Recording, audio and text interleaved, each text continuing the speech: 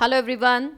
चलिए आज हम लोग अपना सेकेंड स्टैंडर्ड जो है 2 वो फिनिश करते हैं, वाइंड अप करते हैं। बहुत छोटी छोटी सी बातें और बची हुई हैं, देन हमारा ये पूरा एंटायर सेकेंड स्टैंडर्ड कंप्लीट हो जाएगा। चलिए आज हम स्टार्ट कर रहे हैं नेक्स्ट सेकेंड स्टैंडर्ड से, जिसमें बात की गई है चेयरमैन की। अच्छा, चेयरमैन की अपॉइंटमेंट के कंसर्न में हमने ऑलरेडी कंपनीज एक्ट में भी प्रोविजन पढ़ा था कि चेयरमैन का अपॉइंटमेंट मेंबर्स अपने में से या तो शो ऑफ हैंड से इलेक्ट कर सकते हैं, या फिर अगर पोल डिमांड हो जाता है तो immediately forthwith poll conduct करना पड़ता है। आपको याद होगा पोल का पीरियड वैसे 48 आवर्स था, लेकिन एक्सेप्शनल केस था कि चेयरमैन का अपॉइंटमेंट आप इमीडिएटली ही कंडक्ट करेंगे। तो वो जो एग्जैक्टली सेम प्रोविजंस है जो कंपनीज एक्ट में दे रखा है चेयरमैन के अपॉइंटमेंट के कंसर्न में, सेम टू सेम वही प्रोविजन यहाँ पे भी लिखा हुआ है। तो इसलिए मैंने दोबारा से आपकी मेहनत बचा दी है, दोबारा नहीं लिखा, नहीं तो लैंग्वेज पढ़ने में आपको दोबारा से पूरा टाइम लगता है। तो appointment process same as act, इसे दोबारा से हमने रिपीट नहीं किया इसको। अच्छा, अब यहाँ पे अगर कोई चेयरमैन इंटरेस्टेड है तो वो एक एक्स्ट्रा बात दे रखी थी, तो वो हमने यहाँ पे रिकॉर्ड कर लिया है कि अगर चेयरमैन का कोई इंटरेस्ट है किसी मामले में तो फिर क्या किया जाएगा। हमने SS1 में भी ऐसा कुछ पढ़ा था जहाँ पे चेयरमैन इंटरेस्टेड था। तो आपको याद है जहाँ पे सेक्शन 188 में अगर चेयरमैन इंटरेस्टेड था तो वो क्या कर रहा था, वो चेयरमैन अपना पोस्ट छोड़ करके जा रहा था और किसी और को वहाँ पे उस रेस्पेक्टिव मामले में चेयरमैन अपॉइंट किया जा रहा था। और जैसे ही वो मैटर जो इसमें इंटरेस्टेड था वो मैटर ओवर हो जाता है तो वैसे ही वो वापस से अपनी पोस्ट रिज्यूम कर लेता है। तो सेम वही बात यहाँ पे भी एप्लीकेबल है। तो नया प्रोविजन याद नहीं करना पड़ रहा आपको, सेम वही SS1 की बात यहाँ पे लिखी गई है। तो देखो क्या लिखा है यहाँ पे, if the chairman is interested in any item of business, interested in any item of business, then without prejudice to his voting rights on resolutions, without prejudice to his voting rights on resolutions, he shall entrust the conduct of the proceedings in respect of such item to any non interested director or member। तो क्या करेगा, वो interest कर देगा किसको, non interested या तो director या फिर मेंबर को, किसी कंसेंट से, with the consent of the members present, with the consent of members present। तो जो भी मेंबर्स प्रेजेंट हैं उनसे कंसेंट ले लिया जाएगा कि भाई किसको अपॉइंट करें फॉर अ टाइमिंग, और फिर उसके बाद resume the chair after that item of business has been transacted. तो ट्रांजैक्शन पूरा एंटायर कंप्लीट हो चुका है एंड देन उसके बाद वापस से आ जाएगा। तो जो भी इंटरेस्टेड मामला है उसमें आप चेयरपर्सन ऑब्वियसली नहीं रहेंगे, क्योंकि इंटरेस्टेड मेंबर जो होता है वो वोटिंग नहीं कर सकता उस केस में। हम कोरम वोरम तो काउंट करें लेकिन वोटिंग नहीं कर सकता। और चेयरमैन के पास तो इवन 2 वोट होते हैं, कास्टिंग वोट भी होता है, इक्वालिटी ऑफ वोट हो जाए तो इसलिए चेयरमैन उस रेस्पेक्टिव मामले में अपनी चेयरमैनशिप छोड़ देता है, किसी और को अपॉइंट कर लिया जाएगा, और जैसे ही वो मैटर कंप्लीट हो जाएगा वैसे ही वापस से चेयरमैन अपनी पोस्ट रिज्यूम कर लेगा। ओके, चलिए नेक्स्ट इज प्रॉक्सी। तो प्रॉक्सी के लिए there is nothing new provision, ditto same to same section 105 as it is यहाँ पे कॉपी पेस्टेड है दोबारा से, इसलिए मैंने नहीं लिखा है। प्रॉक्सी का प्रोविजन आई गेस आपको जैसे याद होगा कि कितने कितने लोगों के लिए मैक्सिमम प्रॉक्सी अपॉइंट हो सकता है, कितने टाइम पहले आपको इंटीमेशन देना पड़ेगा। तो ये प्रोविजन हमने इसलिए दोबारा से नहीं डाला है यहाँ पे। चलिए नेक्स्ट इज वोटिंग। वोटिंग भी आपको याद होगा, वोटिंग करने के तरीके कैसे होते हैं, 2 होते हैं, शो ऑफ हैंड से वोटिंग हो सकता है, पोल कंडक्ट करा सकते हो, वो सारा मैनर यहाँ पे भी डिटो सेम टू सेम है, इसमें देयर इज नो डिफरेंस। अच्छा, अब कुछ जो एक्स्ट्रा बातें हैं वो हम पढ़ लेते हैं, क्या क्या एक्स्ट्रा बातें लिखी हुई हैं। A member who is a related party, who is a related party is not entitled to vote on a resolution relating to approval of any contract या arrangement in which such member is a related party। ये बात वैसे नई नहीं है, ये बात हमने वहाँ पे भी कवर की थी। आपको याद होगा जब हम ORSR की बात कर रहे थे, ORSR की जब हम बात कर रहे थे तो उस वक्त हमने पढ़ा था ना कि हम कौन कौन से लोगों को एक्सक्लूड करते हैं। तो उस वक्त हमने ORSR में पढ़ा था ना, OR या SR आप पास करते हैं तो उस वक्त हम एक्सक्लूड करते हैं, एक्सक्लूड किस किस को एक्सक्लूड करते हो आप उसमें, एक तो एब्सेंट, एब्सटेन्ड एंड इंटरेस्टेड। ये बात हमने वहाँ पे पढ़ी थी ना इंटरेस्टेड वाली। तो इंटरेस्टेड वाली बात वही यहाँ पे भी बोल रहे हैं कि अगर इंटरेस्टेड मेंबर है किसी रेस्पेक्टिव मैटर में तो ऑफ कोर्स वो उस रेस्पेक्टिव मामले में वोटिंग पार्टिसिपेशन नहीं करेगा। तो वही बोल रखा है, member who is related party is not entitled to vote on a resolution relating to the approval, जिसमें वो रिलेटेड है। In case of private company, अब प्राइवेट कंपनी है तो वहाँ इंटरेस्ट डिस्क्लोजर कर दीजिए. In a private company, a member who is related party is entitled to vote on such resolution. A member who is related party is entitled to vote on a resolution pertaining to approval of any contract या arrangement to be entered into by. और कौन कौन से cases हो सकते हैं? देखो, एक तो प्राइवेट कंपनी को एग्जाम कर दिया यहाँ पे. प्राइवेट कंपनी के मेंबर हो तो ठीक है, कोई प्रॉब्लम नहीं है, आप बस डिस्क्लोजर दे दो, आप आराम से वोटिंग कर सकते हो. प्राइवेट कंपनी में कुछ सिलेक्टेड लोग ही तो होते हैं मेंबर्स, और फिर उन पे क्या रेस्ट्रिक्शन लगाना, कोई दिक्कत नहीं है. और साथ ही में कौन से मामलों में जो है वो अलाउड होगा, तो क्या बोल रहा है, देखो, a member who is related party is entitled to vote on a resolution pertaining to approval of any contract या arrangement to be entered into by government company with other government company. तो government company दूसरी government company से अगर कोई contract कर रही है तो वहाँ पे कोई इंटरेस्ट हो तो चलेगा, कोई दिक्कत नहीं है. या फिर unlisted government company with the prior approval of the competent authority other than those contract arrangement referred in clause A above. तो जो अभी ऊपर ए की बात की थी उसके अलावा गवर्नमेंट अनलिस्टेड कंपनी है और वो दूसरी कोई एंटिटी से वहाँ पे कोई कॉन्ट्रैक्ट कर रही है, वहाँ पे कोई अप्रोप्रिएट अथॉरिटी से कंसेंट भी लिया जा चुका है. देखो क्या बोला, पहले वाले केस में बोल रहा है government company with government company, है ना, government company with government company कर रही है, इंटरेस्ट है, चलेगा, कोई बात नहीं, कोई दिक्कत नहीं है. या फिर unlisted government company with prior approval of competent authority other than those contract. तो जो ऊपर लिखे थे ए पॉइंट में, उस पॉइंट के ये वाले कॉन्ट्रैक्ट को छोड़ दीजिए, ये वाले, इनके अलावा अगर कोई और कॉन्ट्रैक्ट कर रही है अनलिस्टेड गवर्नमेंट कंपनी तो भी अलाउड है. वहाँ पे भी अगर कोई इंटरेस्ट है तो कोई दिक्कत नहीं है, वोटिंग पार्टिसिपेशन कर सकती है. Got it. चलिए आगे बढ़ते हैं. Adjournment of meetings. अच्छा, एडजर्नमेंट के कंसर्न में भी हमने कुछ बात पढ़ी थी. अगर आपको याद होगा, जनरल मीटिंग में हमने बात की थी कि अगर कोरम प्रेजेंट नहीं है तो मीटिंग एडजर्न हो जाती है next week, same day same time same place, है ना, याद आ रहा है आप लोग को. और उसके लिए 3 days का नोटिस रिक्वायर्ड था. 3 days notice was required in that case. अच्छा, वॉलेंट्री एडजर्नमेंट भी हो सकता है. अब इस पूरी कहानी को हम समझेंगे, यहाँ पे कुछ एक्स्ट्रा बातें भी लिखी हुई हैं. तो एक बार हम यहाँ की लैंग्वेज देख लेते हैं कि क्या क्या बातें बोलना चाह रहा है, फिर इसको एक फ्लो चार्ट से भी समझ लेंगे. तो let's understand what the language is recorded over here. देखो, पहली बात, ड्यूली कन्वीन मीटिंग है, चेयरमैन आर्बिट्रेली एडजर्न नहीं कर सकता. पहली इंपॉर्टेंट बात, चेयरमैन आर्बिट्रेली एडजर्न नहीं कर सकता. लेकिन अगर हालात ऐसे हो गए हैं कि अब मीटिंग कंटिन्यू करना पॉसिबल नहीं है, जैसे फ्लड आ गया है ना, अर्थक्वेक आ गया है, मतलब अब तो भागना ही पड़ेगा, कोई ऑप्शन नहीं बचा, तो डेफिनेटली वहाँ पे वो डिस्क्रिप्शन यूज़ करके मीटिंग एडजर्न कर सकता है. लेकिन अगर प्रॉपरली मीटिंग कंडक्ट हो रही है, कुछ ऐसे हालात भी नहीं हैं, तो आर्बिट्रेली चेयरमैन एडजर्न नहीं कर सकता मीटिंग. अगर वो आर्बिट्रेली एडजर्न करता है तो जो मेंबर्स प्रेजेंट है वो मीटिंग को कंटिन्यू कर सकते हैं और अपने में से किसी नए पर्सन को चेयरमैन अपॉइंट कर सकते हैं. ओके, देखो, duly convene meeting shall not be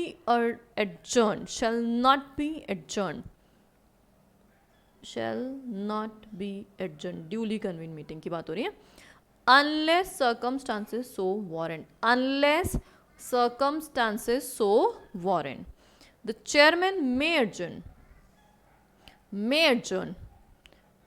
with the consent of the members at which a quorum is present. तो अगर कोरम प्रेजेंट है और फिर भी आप एडजर्न करना चाह रहे हैं तो मेंबर्स की कंसेंट लेकर के एडजर्न किया जा सकता है. अगर मेंबर्स ओआर पास करा देते तो हमें क्या दिक्कत है, कोई प्रॉब्लम नहीं है. And shall adjourn a meeting if so directed by the members. तो मेंबर्स अगर खुद विश करते हैं, ऑल्दो जैसे मान लो ऐसा लगता है कि बहुत लेट हो रहा है अभी हम, है ना, और सारे ट्रांजेक्शन अभी हो नहीं पाएंगे, तो वो एडजर्न करना चाहते हैं, कर सकते हैं ना. या कोई डॉक्यूमेंटेशन कम पड़ रहा है अभी, वो लेके हमें फर्दर स्टडी करना है उस मैटर को, तो एडजर्न कर सकते हैं. मतलब वॉलंटरली इच्छा से आप करना चाहें कर सकते हैं, कोई दिक्कत नहीं है.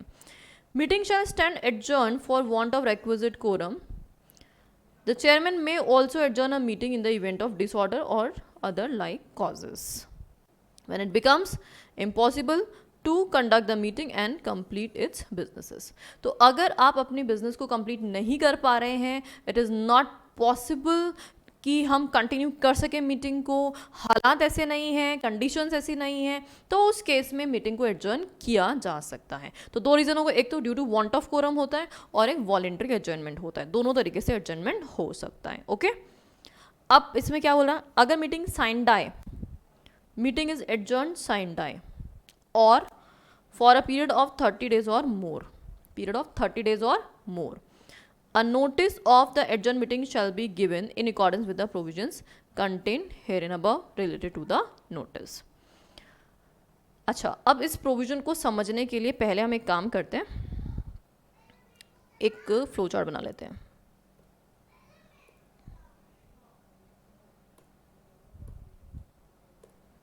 से मान लेते हैं एक कंपनी है, उसकी हम जनरल मीटिंग की बात कर रहे हैं.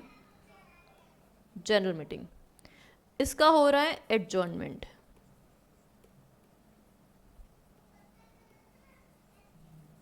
क्या हो रहा है इसका? एडजॉर्नमेंट. अब एडजॉर्नमेंट के वी आर हैविंग 2 कॉजेस, है ना, 2 कॉजेस हो सकते हैं हमारे पास. पहला कॉज है want of quorum,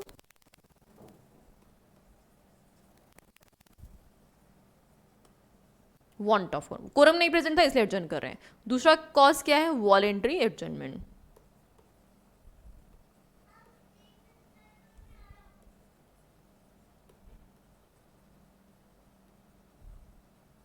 voluntary adjournment. अब अगर due to want of quorum है तो ये सेक्शन में खुद ने लिखा हुआ है कि आपको 3 डेज का नोटिस देना पड़ता है. 3 डेज नोटिस, ठीक है. अब वॉलेंट्री एडजॉर्नमेंट है, उसमें भी 2 केसेस हैं. पहला केस हुआ कि आपका मीटिंग एडजॉर्नमेंट है साइन डाई पीरियड के लिए,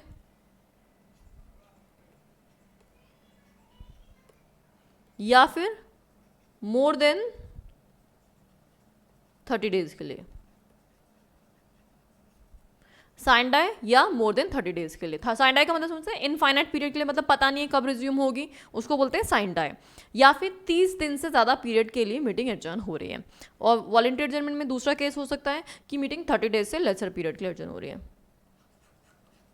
less than 30 days, less than 30 days के लिए हो रही है. ओके.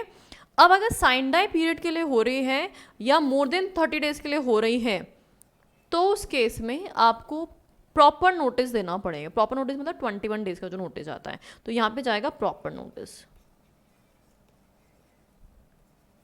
क्योंकि इतने टाइम बाद मेंबर्स भूल जाते हैं कि यार कब मीटिंग हुई थी, क्या हुई थी, तो आप प्रॉपर नोटिस 21 दिन का प्रॉपर नोटिस दीजिए ताकि वो मेंबर्स अपना अरेंजमेंट वापस से कर सके कि हमें मीटिंग में आना है कि नहीं आना.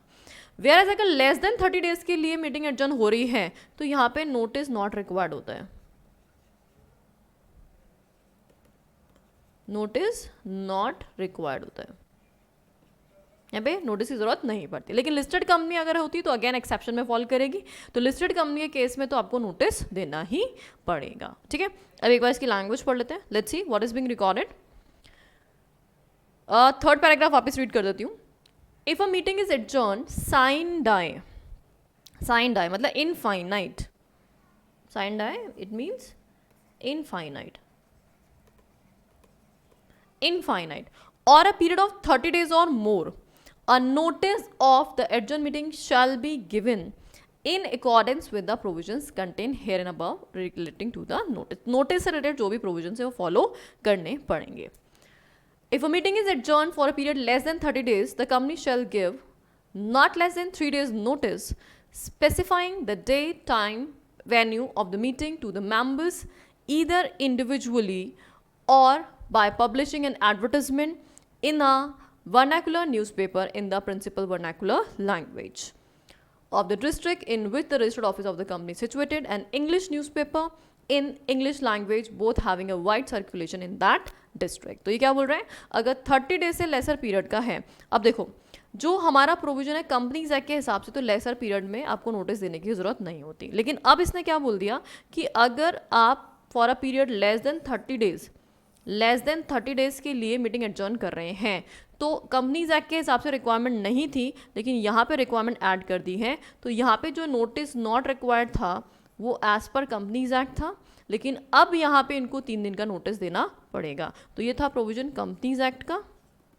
क्योंकि कंपनीज एक्ट ने सिर्फ और सिर्फ किसकी बात की थी? वांट ऑफ कोरम की बात की थी. तो अब एज पर एसएस आपको क्या करना पड़ेगा? यहाँ पे भी 3 डेज का नोटिस देना पड़ेगा. 3 डेज़ का नोटिस आपको सेंड करना पड़ेगा। आई गेस ये क्लियर है सब लोग को। एक बार वापस रिपीट कर देती हूँ। वांट ऑफ कोरम है तो कंपनीज एक्ट और एसएस दोनों सेम बात करते हैं, 3 दिन का नोटिस देना पड़ेगा। अब अदरवाइज वॉलेंट्री एडजमेंट है तो यहाँ पे 2 केसेस हैं, 30 दिन से ऊपर या साइंडाई पीरियड है या 30 दिन से लेसर पीरियड है। अगर 30 दिन से ऊपर या साइंडाई पीरियड है तब तो आपको 21 दिन का प्रॉपर नोटिस देना पड़ेगा। वेयर एज 30 डेज से लेसर है तो कंपनीज एक्ट के हिसाब से तो नहीं देना था, तो अब कंपनीज एक्ट के हिसाब से तो नहीं देना था, लेकिन एसएस के हिसाब से तो देना पड़ रहा है ना 3 डेज़ का, तो डेफिनेटली आपको 3 दिन का नोटिस अब देना ही पड़ेगा। और अगर लिस्टेड कंपनी है तो नॉर्मल 21 दिन का नोटिस जाता है वहाँ पे, तो ठीक है। चलिए, तो आई गेस ये लैंग्वेज अभी पूरी समझ में आ गई आप लोग को कि एडजर्नमेंट के रिलेटेड क्या क्या प्रोविजंस है। अब आगे बढ़ते हैं हम लोग next. However, if a meeting is adjourn for a period not exceeding 3 days and where an announcement of adjournment has been made at a meeting itself, giving in the details of day, date, time, venue and business to be transacted at the adjourned meeting. The company may also opt to give notice of such adjourned meeting either individually or by publishing an advertisement as stated above. अच्छा, अब ये क्या बोलना चाह रहा है कि देखो, अभी आपने बोला कि 30 दिन से कम है तो 3 दिन का नोटिस दे देना, लेकिन यहाँ पे क्या बोल रहा है, if meeting is adjourn for a period not exceeding 3 days। अब 3 दिन से ज़्यादा एडजर्न ही नहीं हो रही मीटिंग हमने बोला कल मिलेंगे, तो फिर 3 दिन का नोटिस कैसे दोगे भाई? How is this possible to give notice of 3 days? तो एब्सोल्युटली नॉट पॉसिबल। तो इसलिए क्लियरली इसने क्या बोला कि however if a meeting is adjourn for a period not exceeding 3 days and where an announcement of adjournment has been made at the meeting itself, giving in the details of date, time, venue, सब कुछ हम already बता चुके हैं, to be transacted at the adjourned meeting, the company may also opt to give notice of such adjourned meeting either individually or publishing an advertisement as stated above। तो may है यहाँ पे, may also opt बोल रहा है, compulsory नहीं कर रहा है, ऑब्वियसली पॉसिबल भी नहीं है, तो एडवर्टाइजमेंट दे सकते हो आप। तो एडवर्टाइजमेंट दोगे तो इमीडिएटली सेम डे आप भेज सकते हो, या फिर आप क्या कर सकते हैं, ईमेल्स के थ्रू सेंड कर सकते हैं, डिस्पैच कर सकते हैं। तो अगर आपको लगता है कि आपको 3 दिन से भी शॉर्टर पीरियड है तो फिर उस केस में वो वाला प्रोविज़न आपके जैसे कंफर्टेबल हो वैसे आप अडॉप्ट कर सकते हैं। And then if a meeting other than AGM and a requisition meeting अगर है stand adjourn for want of quorum, the adjourned meeting shall be held on the same day in the next week and same time and place on such other day or at such other time as may be determined by the board। ये हम act में already पढ़ चुके हैं। अगर meeting क्या है, other than AGM है, and a requisition meeting stand adjourn for want of quorum, तो क्या हो सकता है, adjourn meeting shall be held on same day और वही next week same time same place, वैसा ही यहाँ पे किया जाता है। At an adjourn meeting only the unfinished business of the original meeting shall be considered. सिर्फ और सिर्फ आप अनफिनिश्ड ट्रांजेक्शन ही कर सकते हो, उस पर स्टार मार्क कर लो, उस पर प्रैक्टिकल क्वेश्चन बनता है। कभी कभी ऐसा पूछ लेते हैं कि ट्रांजेक्शन 10 थे, 10 में से 6 ट्रांजेक्शन ऑलरेडी हो चुके हैं, 4 ट्रांजेक्शन बचे हुए हैं, तो बचे हुए 4 ट्रांजेक्शन के अलावा क्या कंपनी कोई और ट्रांजेक्शन भी कर सकती है क्या? तो आंसर है नो, कंपनी सिर्फ और सिर्फ जो रिमेनिंग ट्रांजेक्शन हैं वो ही कर सकती है, कंपनी यहाँ पे नया ट्रांजेक्शन ऐड नहीं कर सकती। तो no new transaction can be added, no new transaction will be added। यहाँ पे आप कोई भी नया ट्रांजेक्शन ऐड नहीं कर सकते हो, पॉसिबल ही नहीं होगा। And then distribution of gift की बात कर रहा है ये, तो ऑब्वियसली जनरल मीटिंग में बुलाकर लोगों को गिफ्ट बांटना मत स्टार्ट कर देना, नहीं तो ये इन्फ्लुएंसिंग हो गया कि उनके डिसीजन मेकिंग को आप इन्फ्लुएंस कर रहे हो। कि हमने बोला कि भैया नेस्ले कंपनी है, मैगी के पैकेट्स बांट रही हैं, और लोग बोले अरे वाह मैगी मिल गए, चलो भैया अपन है ना, या कैडबरी कंपनी है चॉकलेट्स बांट दिए आपने, तो ऐसा बिल्कुल नहीं करना है। गिफ्ट कूपन्स और कुछ नहीं देना है आपको, वहाँ पर जो भी कुछ बेनिफिट्स होते हैं वो डिविडेंड के फॉर्मेट में ही होते हैं, इसके अलावा कोई बेनिफिट्स नहीं दिए जाते हैं। तो no gifts, gift coupon, cash in lieu of gift shall be distributed to the members at और in connection with the meeting. तो ऐसा कुछ भी अलाउड नहीं होगा। And then minutes of the meeting if maintain in loosely format, तो it shall be bound periodically, और same provision है at least once in every 3 years। तो पीरियोडिकली सेम प्रोविजन जो बोर्ड मीटिंग में था, एग्जैक्टली यहाँ पे बाकी सारा जो सेक्शन 118 का प्रोविजन है वो यहाँ पे भी सेम टू सेम एप्लीकेबल होता है। ठीक है, तो ये हमारा पूरा यहाँ पे सेक्रेटरी स्टैंडर्ड कंप्लीट होता है। एक बार मैं फटाफट से आपको वापस से एडजमेंट वाले प्रोविजंस रिकॉल करा देती हूँ क्योंकि काफ़ी कन्फ्यूजिंग सा है ये। देखो, सबसे पहले एडजमेंट अगर वॉलेंट्री आप कर रहे हो या वांट ऑफ कोरम की वजह से हो रहा है तो पहले हमें कॉज पता होना चाहिए। अगर वॉलेंट्री एडजमेंट है तो उस केस में कंपनीज एक्ट बोलता है नोटिस देने की ज़रूरत नहीं है, लेकिन एसएस बोलता है नोटिस देना पड़ेगा 3 दिन का। ओके, और अगर voluntary adjournment sine die period के लिए हो रहा है या 30 दिन से ज़्यादा पीरियड के लिए हो रहा है तो उस केस में आपको 21 डेज का नोटिस देना पड़ेगा। ओके, और अगर आप वांट ऑफ कोरम की वजह से एडजमेंट हो रहा है, वांट ऑफ कोरम की वजह से, तो उस केस में आपको 3 दिन का नोटिस देना पड़ेगा। अब अगर बाई चांस केस ऐसा हो जाए कि 3 डेज से कम पीरियड के लिए हम वॉलेंट्री एडजमेंट कर रहे हैं, तो अगर भाई 3 दिन से कम पीरियड के लिए कर रहे हो तो फिर उस केस में 3 दिन का नोटिस नहीं दे सकते आप। तो फिर उसमें मे डाल दिया उन्होंने कि आपकी इच्छा है, जैसे आपको ठीक लगता है, कंफर्टेबल हो, वैसे आप नोटिस डिस्पैच कर देना। वेरस देखो सब में क्या लिखा हुआ था, the company shall give not less than 3 days notice, not less than 3 days notice, ये लिखा हुआ था ना। और whereas जैसे ही यहाँ पे इन्होंने बात की क्या कि नॉट एक्सीडिंग 3 डेज के लिए है तो क्या कर सकती है company, may also opt to give, may also. तो कंपनी ने वैसे तो मीटिंग में खुद नहीं बोल दिया था कि कल मिल रहे हैं, कल मिल रहे हैं, और अगर आप कंपनी चाहे नोटिस देना एडवर्टाइजमेंट वगैरह तो वो देना चाहे तो दे सकती है। अभी यहाँ पे बाउंड नहीं है कंपनी, क्योंकि 3 दिन से कम पीरियड के लिए कंपनी एडजर्न हो रही है। और अगर मीटिंग एडजर्न होती है तो कब होती है, next week, same day, same time, same place. वो प्रोविजन हमारा सेम है जो हमने एक्ट में भी पढ़ा था एज इट इज। ओके, तो दैट्स इट, ये हमारा सेक्युलर स्टैंडर्ड यहीं पे फिनिश होता है।